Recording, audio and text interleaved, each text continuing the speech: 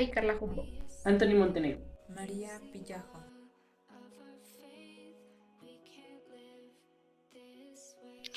Puente colgante.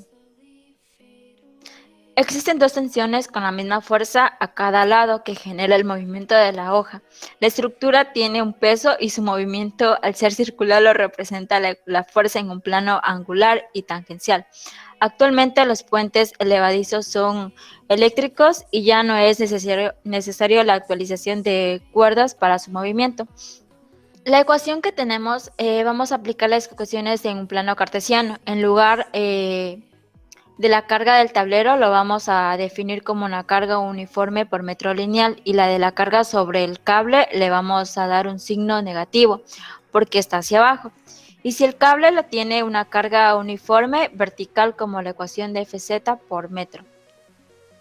La ecuación de Fz, que era de la diferencial z respecto a s, todos estos partidos por la diferencial de sub z, tenemos la otra ecuación que es zx, por lo tanto la ecuación en y no la vamos a utilizar, y la otra ecuación que es la derivada de la atracción en cable, t por la derivada de x con respecto a s, en donde s es la longitud del cable con respecto a la s, que es la derivada respecto a s a menos f sub x.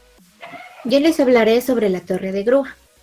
Es indispensable hacer un diagrama de cuerpo libre leyendo el enunciado con atención a fin de no dejar ningún detalle fuera del cálculo.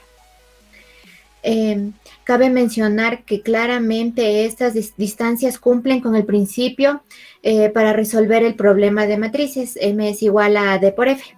Pero el cálculo se extiende de manera innecesaria en esta ocasión. Estas distancias no sirven para un análisis escalar, ya que las distancias no tienen 90 grados con respecto a las fuerzas. Esto es porque se replantea las distancias aplicando el principio de transmisibilidad y extendiendo la línea de opción de la fuerza para su análisis. Graficamos todas las fuerzas, pero antes de operarlas hay que fijarse bien porque las cargas están en unidades de masa y hay que convertirlas en fuerzas multiplicando por la gravedad. Luego es indispensable trazar la distancia para obtener los momentos. A continuación vamos a explicar acerca de un ejemplo planteado sobre la torre de grúa. La torre de grúa es usada para elevar una carga de 2 miligramos hacia arriba a una velocidad constante. Las partes de la grúa tienen las siguientes masas. El segmento BD, 1.5 miligramos. El segmento BC, 0.5 miligramos. Cada uno ubicado en el centro de la gravedad, G1 y G2 respectivamente.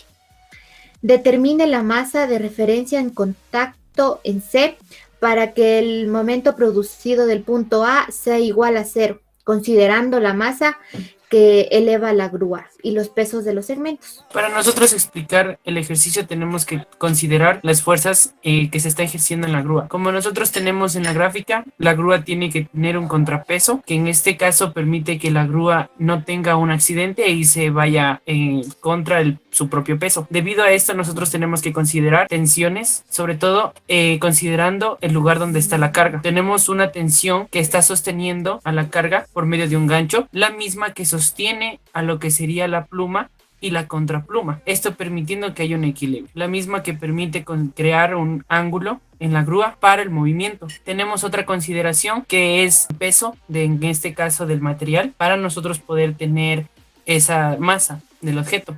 Entonces, en este caso nosotros hacemos el análisis de fuerzas. Y una vez nosotros determinando este análisis, nuestra parte física, nosotros sabemos que la tensión también está nombrada como una fuerza, debido a que también pertenece a un fenómeno que se está dando en este caso en el cuerpo, dando como resultado que el cuerpo se mueva o el cuerpo se mantenga en equilibrio dependiendo de cuáles sean los datos y los grados que terminemos obteniendo.